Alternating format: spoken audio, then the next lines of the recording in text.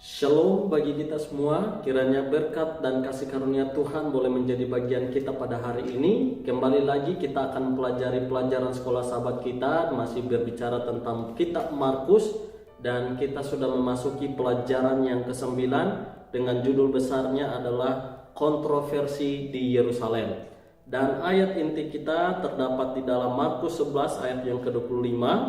Dan jika kamu berdiri untuk berdoa, ampunilah dahulu sekiranya ada barang sesuatu dalam hatimu terhadap seseorang, supaya juga Bapamu yang di surga mengampuni kesalahan-kesalahanmu.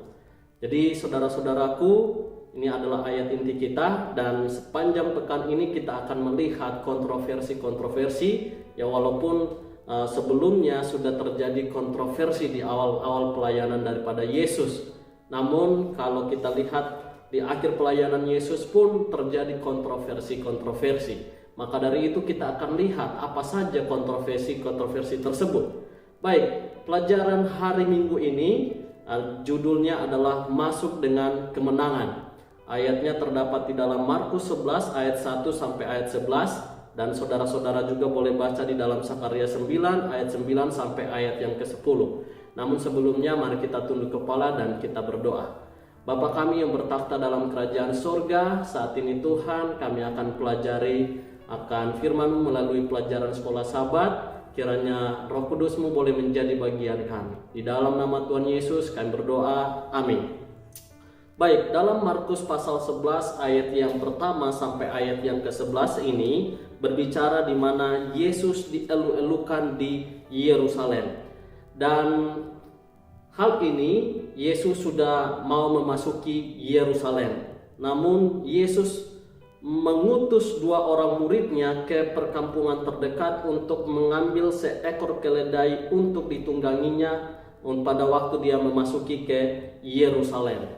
Saudara-saudaraku, kalau kita lihat dalam percakapan hal tersebut dilakukan oleh murid dan terjadi seperti apa yang Yesus katakan kepada para murid ini. Dan ketika Yesus masuk ke dalam Yerusalem, banyak karena kabarnya itu sangat viral, karena banyak orang mendengar kabar itu, menggemparkan seluruh Yerusalem. Mereka menyambut Yesus dengan luar biasa. Mereka meletakkan pakaian-pakaian mereka, bahkan mereka juga mengambil daun, dan itu juga ada daun-daun palen, dan itu menyambut Yesus.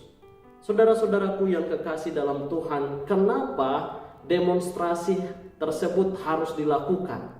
Kalau kita lihat dalam pelajaran kita ini untuk mendemonstrasikan kuasa kenabian Yesus, untuk memperbesar kehormatan kedatangannya dan menghubungkannya dengan kehendak Allah. Itu yang pertama. Dan yang kedua adalah aspek kisah ini berkaitan dengan nubuatan yang diberikan oleh Zakaria 9 ayat 10 sampai ayat 9 dan ayat 10 yang berbicara tentang sang raja yang menunggangi seekor keledai memasuki Yerusalem, di mana dia akan datang, ya. Tapi ini juga mengingatkan satu momen apa yang pernah dilakukan oleh Raja Salomo ketika dia masuk ke Yerusalem dengan menunggangi seekor keledai. Ya, pada waktu itu ketika Adonia mencoba merebut takhta dan Daud memerintahkan agar Salomo segera dimahkotai.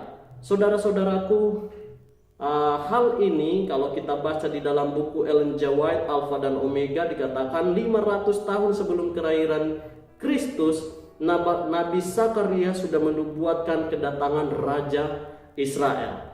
Saudara-saudaraku, hal tersebut sudah dinubuatkan. Dan kalau kita baca kenapa ada Yerusalem ini? Yerusalem ini tidak terlalu luas, saudara-saudara.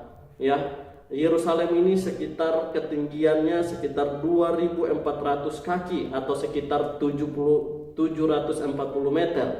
Dan populasinya pada zaman Yesus hanya sekira 40.000 sampai 50.000 jiwa.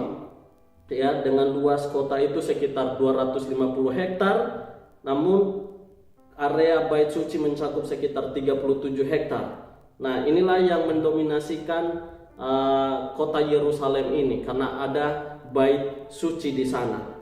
Saudara-saudaraku yang kekasih dalam Tuhan, pelajaran apa yang kita bisa lihat dari apa yang didemonstrasikan oleh Yesus di sini?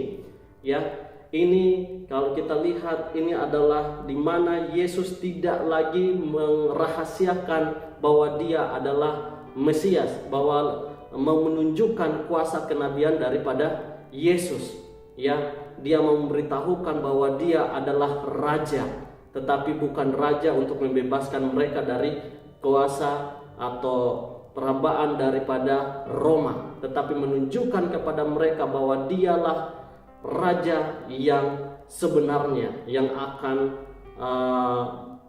memimpin mereka atau memimpin umat-umat Tuhan pada waktunya, yaitu pada zaman kekekalan. Namun saudara-saudaraku, ada juga pelajaran yang lain yang kita bisa lihat dari pelajaran ini di dalam Markus pasal 11 ayat 1 sampai 11 ini, yang dimana ada kisah dimana 2 orang murid diutus untuk mengambil keledai muda yang belum pernah ditunggangi orang. Dan orang bertanya, kenapa kamu mengambil itu? Dan orang murid-muridnya mengatakan bahwa Tuhanlah yang mengatakannya, biarkanlah supaya nanti Tuhan akan kembalikan. Di sini juga kita harus belajar, ketika Tuhan meminta kepada kita sesuatu untuk diminta sama kita, kita perlu untuk memberinya, karena Tuhan akan menggantikannya. Saudara-saudaraku, biarlah kita sebagai anak-anak Tuhan tidak sekikir atau kita tidak rela untuk memberi, tapi kita harus rela untuk memberi kepada orang-orang di sekitar kita, apalagi kalau Tuhan yang minta kepada kita. Biarlah pelajaran pekan ini boleh membawa iman kita, boleh melihat kepada Yesus. Nanti kita akan lihat kontroversi-kontroversi yang membawa Yesus kepada salib nanti. Saudara-saudaraku, biarlah berkat Tuhan boleh menjadi bagian kita. Tuhan memberkati.